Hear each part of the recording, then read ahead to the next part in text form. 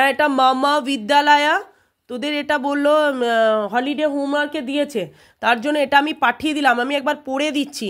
মামা বিদ্যালয়াহ নাম কেন্দ্রীয় বিদ্যালয়াহ, মানে আমাদের বিদ্যালয়ের নাম হচ্ছে কেন্দ্রীয় বিদ্যালয়, যেটা বোলপুরে অবস্থিত। তাহলে লিখবি বোলপুরস্য প্রান্তে অবস্থিত, মানে বোলপুরের প্রান্তে অবস্থিত, ষষ্ঠী বিভক্তি লাগাতে হবে।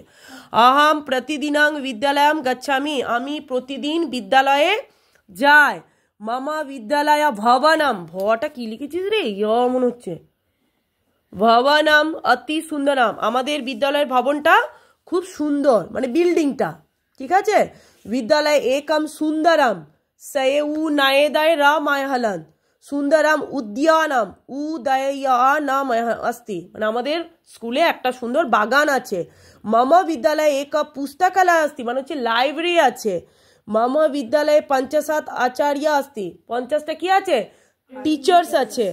মম বিদ্যালয় অতি স্বচ্ছ अस्ति, খুব পরিষ্কার পরিচ্ছন্ন।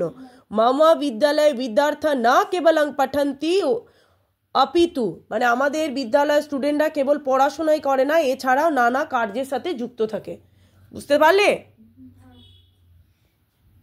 ঠিক দিলাম।